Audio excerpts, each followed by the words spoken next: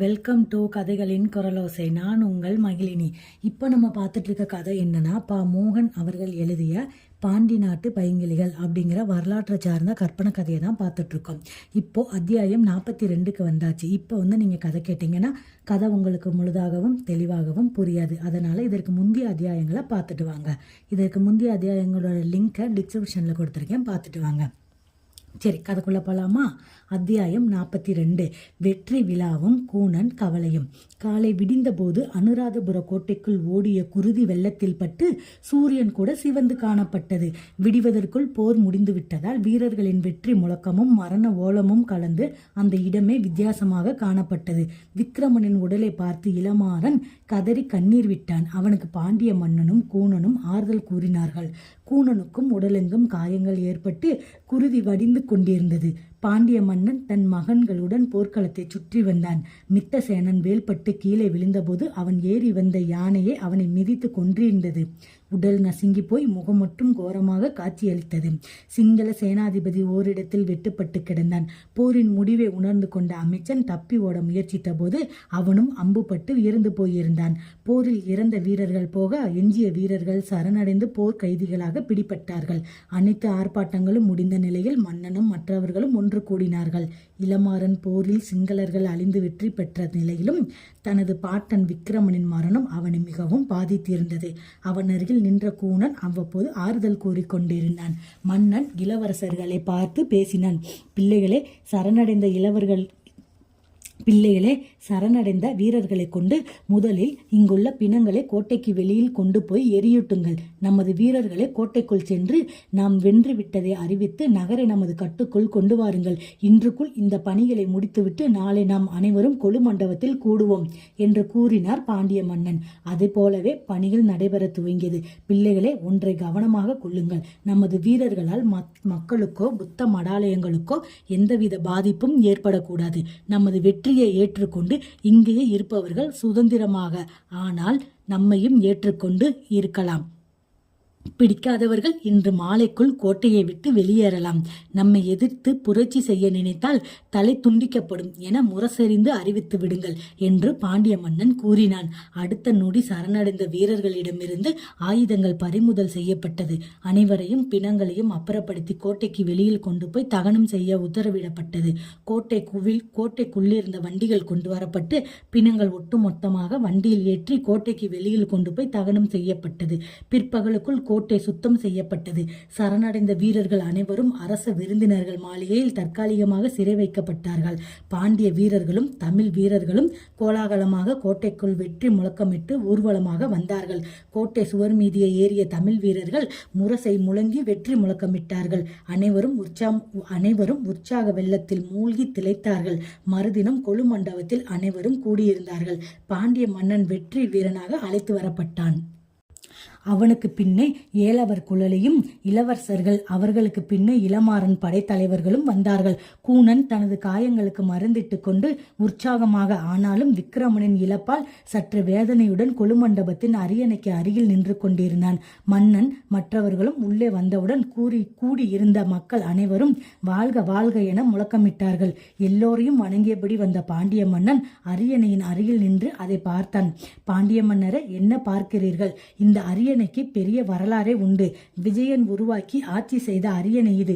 ஆனால் அவனுக்கு பின் சிங்களர்களிடமிருந்து தமிழர்களிடமிருந்தும் மாறி மாறி சொந்தம் கொண்டாடிய அரியணை இது.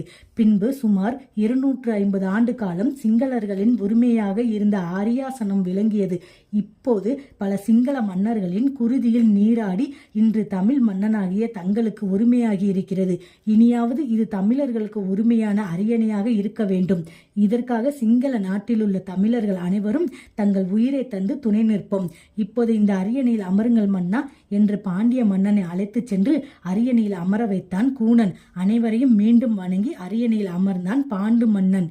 கூடியிருந்த அனைவரும் பாண்டிய மன்னனை வாழ்க வாழ்க என்று வாழ்த்தினார்கள். அரியணையில் அமர்ந்த பாண்டிய மன்னனுக்கு கூனன் சிங்களர்களின் மணிமுடியை சூட்டினான். அனைவரும் மலர் மாறி பொழிந்தார்கள். அப்போது உள்ளே வந்த புத்த பிச்சுக்கள் சிலரும் அவனை வாழ்த்த வந்திருப்பதாக தெரிவித்து தங்களது மயிரிழைகளால் அவன் முடி தொட்டு வாழ்த்தினார்கள். அவர்களை கண்டவுடன் கூனன் ஆத்திரமடைந்தான். அரசே, தாங்கள் முடிசூடியவுடன் தங்களிடம் வைக்கும் முதல் கோரிக்கை ஒன்றுதான், அதை நிறைவேற்றி தாருங்கள் என்று கூறினான் கூனன். என்ன செய்ய வேண்டும் கூறுங்கள் என்றான் மன்னன்.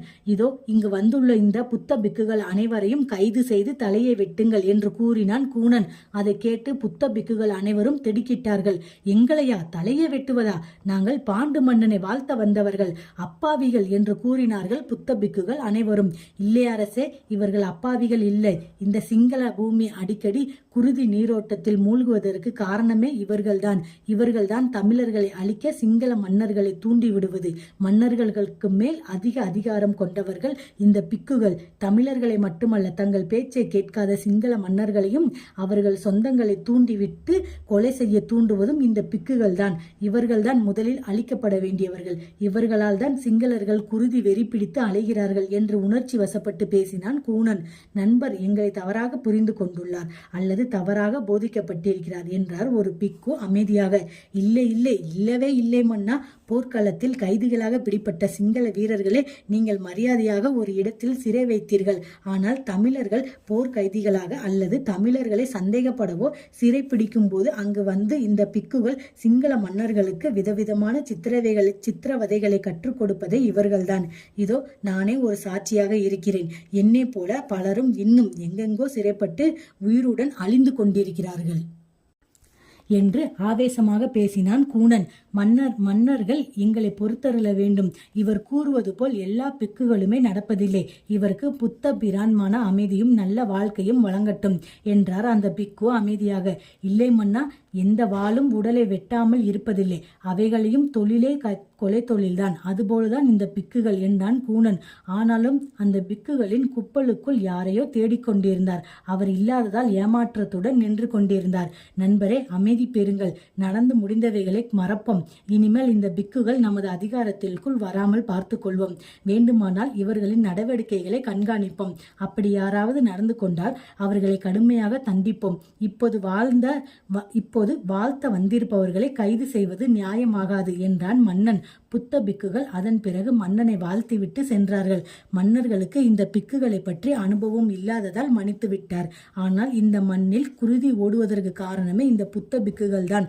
மகான் புத்தர் எந்த அமைதியை போதித்தாரோ அதை விட்டுவிட்டு மத வெறி பிடித்து குருதி வெடி பிடித்து இவர்கள் அலைகிறார்கள். இவர்கள் நஞ்சை விட கொடியவர்கள் என்று சீறினான் கூனன். அடுத்த நொடி கொலு மண்டபத்தை விட்டு அவசரமாக வெளியேறினான் கூனன். நண்பரே, எங்கு செல்கிறீர்கள் என்று கேட்டான் பாண்டு மன்னன். ஒரு அவசர வேலையாக செல்கிறேன் மன்னா, ஒரு நாளிகையில் வந்து விடுகிறேன் என்று கூறி சென்றான் கூனன். அதுவரை பேசாமல் நின்ற இளமாறன் மன்னனை பார்த்து அழைத்தான். மன்னா என்றான். கூறுங்கள் வீரரே என்றான் பாண்டிய மன்னன் புன்னகையுடன். அவர் கூறியதில் எதுவுமே தவறில்லை மன்னா. நீங்கள் பாண்டிய நாட்டில் இருப்பதால் இங்கு நடந்தது எதுவும் உங்களுக்கு தெரியாது. நீங்கள் கேள்விப்பட்ட விவரங்களுக்கு மிக மிக குறைவு. இந்த புத்த பிக்குகள் சிங்கள மன்னனையும் சிங்கள மக்களையும் தாங்கள் விருப்பம் போல் ஆட்டி வைப்பதில் சமர்ந்தவர்கள் என்றான் இளமாறன். இருக்கட்டும் இளமாறா, நாம் இவர்களை நெருங்க விட போவதில்லை. அதனால் இவர்கள் கூறுவதை கேட்க வேண்டிய அவசியம் இருக்காதல்லவா என்றான் பாண்டு மன்னன். இளமாறன் அமைதியாக நின்றான். மன்னிப்பதில் தமிழர்கள் எவருக்கும் சளைத்தவர்கள் அல்ல என்று மெல்ல கூறினான் இளமாறன். உண்மைதான் இளமாறா, மன்னிப்பதில் தமிழர்கள் எவருக்கும் சளைத்தவர்கள் அல்ல. அதனால்தான் அண்டம் முழுவதும் தமிழர்கள் புகழ் பாடப்படுகிறது என்றான் பாண்டு மன்னன். சற்று நேரத்தில் உள்ளே நுழைந்த கூனன். அவன் முகத்தில் ஏமாற்றமும் வெறுப்பும் மண்டி கிடந்தது. அது அவன் கூன நடையிலும் தெரிந்தது. நண்பரே, எங்கே இவ்வளவு வேகமாக சென்றீர்கள் என்று பாண்டு மன்னன் கேட்டான். புத்த மட தலைவனையும் அவன் மருமகனையும் தேடி சென்றேன். அதற்குள் தப்பி விட்டார்கள் என்றான் கூனன் வெறுப்பாக. யாரது? அவர்களை ஏன் தேடி சென்றீர்கள் என்று மன்னன் கேட்டான். புத்த மத தலைமை பிக்கு நாகநந்தியும் அவன் மருமகன் தாது சேனனும் தான் நான் தேடி சென்றவர்கள் என்றான். அவர்களுக்கு என்ன என்று கேட்டான் மன்னன். தப்பித்து விட்ட நாகங்கள் நம்மை கடிக்க நாள் பார்த்து வரும் என்றான் கூனன் குரலில் ஒரு வெறுப்பை உமிழ்ந்து. அத்தியாயம் 42 நிறைவடைந்தது. அடுத்த அத்தியாயமான 43 தொடர்ந்து கேட்கலாம். அத்தியாயம் 43 வழித்துணைக்கு குழலி. பாண்டு மன்னன் சிரித்து கொண்டான். நண்பரே, இன்னமும் உங்கள் கோபம் குறையவில்லை. யாரை நாகம் என்கிறீர்கள்? எந்த நாகம் தப்பிவிட்டது என்று கேட்டான். ஒன்றல்ல மன்னா, 2 நாகங்கள் என்று கூறினான் கூனன். அதுதான் யாரென்று கூறுங்களேன் என்றான் மன்னன். இருவருமே புத்த பிக்குகள் மன்னா என்றான் கூனன். மீண்டும் பிக்குகளா என்று ஆச்சரியப்பட்டான் மன்னன். உங்களுக்கு தெரியாது மன்னவா, நீங்கள் நல்ல நேரத்தில் வந்துவிட்டீர்கள். இல்லையென்றால் இந்த சிங்கள மன்னன் மிக்கசேனனை கொன்றுவிட்டு தன் மருமகனை மன்னனாக்க முயற்சி செய்து கொண்டிருந்தான் என்றான் கூனன். யார் அந்த ஆசை கொண்ட வீரன் நண்பா என்று மன்னன் கேட்டான். புத்த மடாலய தலைமை பிக்கு நாகநந்தியும் அவர் மருமகன் தாதுசேனனும் தான் என்றான் கூனன். புத்த பிக்குகளுக்கு கூட அரசாலும் ஆசை வந்துவிட்டதா இது சிங்கள மண்ணில் என்று கேட்டான் மன்னன். ஆம் மன்னவா, சிங்கள மன்னர்கள் தங்களுக்கு கட்டுப்பாடு நடந்தவற்றை கவலையின்றி பிக்குகளும் இருந்தார்கள். அவர்கள் ஒருவருக்கொருவர் வெட்டி கொண்டு சாவதைக் கண்டு அவர்களும் அந்த ஆசை வந்துவிட்டது. அதோடு இந்த பிக்கு தாதுசேனனுக்கு அரசாலும் யோகம் இருப்பதாக நம்பி அவனுக்கு பயிற்சி அளித்தான். அவர்கள் இருவரும் இருக்கும் வரை நமக்கு நிம்மதி கிடையாது மன்னா என்றான் கூனன். விடுங்கள் நண்பரே, இப்போது தப்பிவிட்டார்கள். அவர்களை பிடிக்க நமது ஒற்றர்கள் எல்லா திசையிலும் அனுப்பி வைப்போம். முதலில் சாந்தமாக அமருங்கள் என்றான் பாண்டு மன்னன். கூனன் அமைதியின்றி அங்கிருந்த ஆசனத்தில் அமர்ந்தான். பாண்டு மன்னன் அனைவரையும் ஒருமுறை பார்த்துவிட்டு எழுந்தான். இங்கு நடந்த போரில் எனது நண்பர் விக்கிரமன் வீர மரணம் அடைந்தது நமக்கு மிக பெரும் இழப்பு. அதை ஈடு செய்ய எவராலும் முடியாது. நான் இந்த சிங்கள மண்ணிற்கு வந்தபோது அவர்கள் எனக்கு இந்த நாட்டின் அமைப்பையும் அவர்கள் நடத்திய போராட்டங்களையும் அதை அடக்க சிங்களர்கள் முயற்சியையும் கோட்டை அமைப்புகளையும் விவரித்து கூறினார். அதனால்தான் இந்த போரில் நாம் வெல்ல முடிந்தது. ஆனாலும் இது ஒரு போரே அல்ல என்றுதான் நான் நினைக்கிறேன். ஏனென்றால் போர் என்றால் வியூங்கள் வகுக்கப்படும், பகலில்தான் போர் நடைபெறும். ஆதவன் அஸ்தமித்தவுடன் போர் முடிந்துவிடும். ஆனால் இந்த முறைகள் எதுவும் இங்கு கடைபிடிக்கப்படவில்லை. அதற்கு முக்கிய காரணம் சிங்கள மன்னன் என்று பலமான நபர் இல்லாமல் போனதுதான். பேராசை கொண்ட அமைச்சனும் சேனாதிபதியும் வைத்துக்கொண்டு நான் கூறியது போல முறையான போரை நடத்த முடியாது. அதனால்தான் இந்த போரை அதிக நாள் முற்றுகையிட தொடர வேண்டாம் என்று முடிவு செய்து தாக்குதலை தான் நடத்தினோம். இது சிங்களர்களின் தாக்குதல் முறைதான். இங்கு தமிழர்களின் மீது சிங்களர்கள் நடத்தியதை போன்ற தாக்குதல் முறைதான். அதனால்தான் இந்த வெற்றி நமக்கு எளிதாகியது. இதையெல்லாம் எனக்கு கற்றுக் கொடுத்த விக்கிரமன் இறந்தது எனக்கு மட்டுமல்ல, தமிழ் வீரர்கள் அனைவருக்குமே ஒரு பேரிழப்பு தான். ஆனாலும் அதையே நினைத்து கொண்டு வருந்துவதால் நமக்கு எந்த பலனும் இல்லை. அதனால் இனி நடக்க வேண்டியவைகளை பற்றி பேசுவோம் என்று கூறி நிறுத்தினான் பாண்டு மன்னன். விக்கிரமனை பற்றி பேசும்போது அவன் கண்கள் பனித்தது. அவனுக்கு மட்டுமல்ல, அங்கிருந்த அனைவரின் கண்களும் கண்ணீரை சொரிந்தது.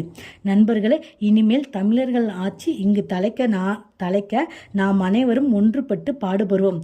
வழக்கம் போல் நமக்குள் பிரிவுபட்டு பெற்ற இந்த ஆட்சியை இழந்துவிடக்கூடாது. எனவே நமது படைபலத்தை சிறப்பாக வைத்துக் கொள்ள வேண்டும். அதனால் எனது இந்த நண்பர் தமிழர்களின் ஒட்டுமொத்த படைக்கும் தலைமை படை தலைவராக நியமிக்கிறேன் என்று கூறி கூனனை பார்த்தான் பாண்டு மன்னன். கொலு மண்டபத்தில் உள்ள அனைவரும் கைத்தட்டி ஆரவாரம் செய்தார்கள். பாண்டு மன்னனின் தேர்வு சரியானதென்று அனைவரும் பாராட்டினார்கள். ஆனால் கூனன் மட்டும் எந்தவித உணர்வுமின்றி அமர்ந்திருந்தான். நண்பரே, இதோ வீரவாள், ஏற்றுக்கொள்ளுங்கள் பொறுப்பே என்று தங்க தாம்பாளத்தில் எடுத்து வந்து மன்னனின் பின்புறம் நின்றிருந்த ஏலவர் குழலிடமிருந்து எடுத்து கூனனை நோக்கி நீட்டினான் பாண்டு மன்னன். கூனன் எழுந்து நின்றான். மன்னன் அவர்களின் பெருந்தன்மையும் அவரின் பரந்த மனதையும் எண்ணி எண்ணி பெருமைப்படுகிறேன். ஆனால் மன்னரின் ஆணையை ஏற்க முடியாத நிலையில் இருப்பதற்கு மன்னர் அவர்கள் என்னை மன்னிக்க வேண்டுகிறேன் என்று பணிவோடு கூறினான் கூனன். மன்னன் திகைத்து போய் கூனனை பார்த்தான். மன்னன் மட்டுமல்ல, அங்கிருந்த அனைவரும் அதிர்ச்சியுடன் கூனனை பார்த்தார்கள். நண்பரே, ஏன் இந்த மறுப்பு? இதைவிட பெரிய பதவியை எதிர்பார்த்தீர்களா என்று கேட்டான் மன்னன். இல்லை இல்லை மன்னா, எனக்கு ஒரு கடமை பாக்கி இருக்கிறது. அதை நான் முடிக்க வேண்டுமென்றால் பதவி எனும் விலங்குக்குள் நான் சிக்கிக் கொள்ள விரும்பவில்லை. அதனால் என்னை விட்டு விடுங்கள் என்று பணிவாக கூறினான் கூனன். அந்த கடமையை இங்கு அறியலாமா நண்பரே என்று கேட்டான் மன்னன். அதில் எந்த தடையும் இல்லை மன்னவா என்றான் கூனன். அப்படியானால் தயங்காமல் கூறுங்கள் நண்பரே என்றான் மன்னன். அது ஒன்றும் பெரிய ரகசியமில்லை மன்னா. தப்பி ஓடிய அந்த நச்சு பாம்புகளை கண்டுபிடித்து அழிக்க வேண்டும். அதுதான் எனது தலாய கடமை என்றான் கூனன். மன்னன் கடகடவென்று சிரித்தான். இதுதான் உங்கள் கடமையா நண்பரே? அதற்கு தான் நமது படையே இருக்கிறதே. நான் தான் கூறினேனே, ஒற்றர் படைகளை அனுப்பி வைக்கிறேன் என்று கூறினேனே. அதனால் அந்த கவலையை உங்களுக்கு வேண்டாம், பொறுப்பை ஏற்றுக்கொள்ளுங்கள் என்றான் மன்னன். இல்லை மன்னா, இதில் கடமை மட்டுமில்லை, என் சுயநலமும் இருக்கிறது என்றான் கூனன். புரியாமல் அவனை பார்த்தான் மன்னன். ஆம் மன்னவா, நான் இந்த நிலைமையில் இப்படி இருப்பதற்கு காரணமே அந்த நாகநந்திதான். அதனால் அந்த நஞ்சு பாம்பை நான் அடிக்க வேண்டும் என்றான் கூனன். கூனன் மனநிலையும் அவன் அடைந்த இழப்புகளையும் புரிந்து கொண்ட மன்னன் அவன் பேசியதில் உள்ள நியாயத்தை புரிந்து கொண்டு அவனை விட்டுவிட்டான். அதனால் அடுத்து என்ன செய்ய வேண்டும் என்று யோசித்தான் பாண்டு மன்னன். மன்னவா என்று மெல்ல அழைத்தான் கூனன். கூறுங்கள் நண்பரே என்றான் மன்னன். இந்த வாளை இளமாறனிடம் அளிக்கலாமே என்றான் கூனன். மன்னன் முகம் உடனே மலர்ந்தது. நண்பரே, நான் கூட இப்போது குழம்பிக் கொண்டுதான் இருந்தேன். நீங்கள் மறுத்து விட்டதால் அடுத்து யாரை நியமிக்கலாம் என்று யோசித்தேன். நல்ல யோசனையும் தெரிவித்து விட்டீர்கள். நன்றி நண்பரே என்று கூறிவிட்டு மன்னன் இளமாறனை பார்த்தான். இதுவரை எதுவும் பேசாமல் அமைதியாகவே அமர்ந்திருந்த இளமாறன் கூனன் தன்னை நோக்கி வாளை கொடுக்க மன்னனிடம் கூறியதை கேட்டு திடுக்கிட்டு விழித்து கொண்டான் இளமாறன். இளமாறா என்று அழைத்தான் மன்னன். இளமாறன் விழித்து கொண்டு எழுந்து நின்றான். வா இளமாறா, வா, இந்த பொறுப்பை ஏற்றுக்கொள் என்று அழைத்தான் மன்னன். இளமாறன் தயங்கியபடியே நின்றான். இளமாறா, நான் அழைப்பது கேட்கவில்லையா என்று மன்னன் கேட்டான். மன்னா, என்னை மன்னிக்க வேண்டும் என்று மெதுவாக பேச துவங்கினான் இளமாறன். என்ன கூற வருகிறாய் இளமாறா என்று மன்னன் கேட்டான். எனக்கும் ஒரு கடமை இருக்கிறது மன்னா, அதை நான் முடிக்க வேண்டும் என்றான் இளமாறன். ஆமாம், நான் கூட மறந்துவிட்டேன் இளமாறா, நல்ல வேளையாக நினைவுபடுத்தி விட்டாய் என்றான் மன்னன். எதை கூறுகிறீர்கள் மன்னா? நான் இன்னும் என் கடமையை கூறவில்லையே என்றான் இளமாறன். நீ கூற வேண்டியதில்லை இளமாறா, எனக்கு தான் மறந்துவிட்டது, வயதாகிவிட்டதல்லவா நண்பரே என்று கூறி கூனனை பார்த்தான் மன்னன். மன்னவா என்று புரியாமல் கூனனும் மன்னனை பார்த்தான். இன்று நாள் நன்றாக இருக்கிறதா நண்பரே என்று கேட்டான் மன்னன். வீரர்களுக்கு என்றும் நல்ல நாள்தான் மன்னவா என்றான் கூனன். நாளை என்று கேட்டான் மன்னன். அதுதான் கூறினேனே மன்னவா, வெற்றி வீரர்களுக்கு என்றைக்குமே நல்ல நாள்தான் என்றான் கூனன். சரி, அப்படியானால் நாளையே இளமாறனுக்கும் என் மகள் குழலிக்கும் திருமணம் நடத்தி விடலாம் அல்லவா என்று கூறினான் மன்னன். இளமாறன் மீண்டும் மீண்டும் அதிர்தான். தான் என்ன கூற வருகிறோம், மன்னன் என்ன கூறுகிறான் என்று நினைத்தான் இளமாறன். மன்னவா என்று அழைத்தான் இளமாறன். நாளை முதல் என் மகளின் கணவராக போகிறார்கள். அதனால் நன்றாக ஓய்வெடுத்துக் கொள்ளுங்கள். திருமணம் முடிந்த பிறகு பொறுப்புகள் அதிகமாகிவிடும் அல்லவா என்று கேலியாக சிரித்தான் மன்னன். மன்னவா, சற்று பொறுங்கள் என்றான் இளமாறன். என்ன மருமகனே என்று கேலியாக சிரித்தான் மன்னன். மன்னவா, இந்த திருமணம் இப்போது வேண்டாம் என்றான் இளமாறன். இல்லை மருமகனே, படையெடுப்பிற்கு முன்னே நாம் பேசி முடித்ததுதானே இந்த திருமணம், இதை ஏன் இப்போது வேண்டாம் என்று கூறுகிறீர்கள் என்று கேட்டான் மன்னன். அவன் அருகில் நின்றிருந்த குழலியும் இளமாறனை பார்த்து கேலியாக சிரித்தாள். என்னவென்று விவரமாக கூறுங்கள் என்றான் மன்னன். எனக்கு ஒரு கடமை இருக்கிறது மன்னா என்றான் தட்டு தடுமாறி. அதுதான் என்னவென்று கூறுங்கள் என்றான் மன்னன். அதை சொல்வதற்கில்லை, நான் சேது நாட்டிற்கு செல்ல வேண்டும் என்றான் இளமாறன். அவ்வளவுதானா என்று கேட்டான் மன்னன். மன்னனை ஆச்சரியத்துடன் பார்த்தான் இளமாறன். எப்போது புறப்பட போகிறீர்கள் என்று கேட்டான் மன்னன். இன்று அல்லது நாளை என்றான் இளமாறன். தாராளமாக சென்று வாருங்கள், ஆனால் துணைக்கு ஒருவரை அழைத்துச் செல்லுங்கள் என்றான் மன்னன். துணைக்கா? யாரு என்று குழம்பியபடி கேட்டான் இளமாறன். குழலியத்தான் என்றான் மன்னன். இதை கூறிவிட்டு பலமாக சிரித்தான் மன்னன். மீண்டும் அதிர்ந்தான் இளமாறன். அத்தியாயம் 43 இதோட நிறைவடைஞ்சிருச்சு. அடுத்த அத்தியாயத்தை அடுத்த வீடியோல பார்க்கலாம். நன்றி.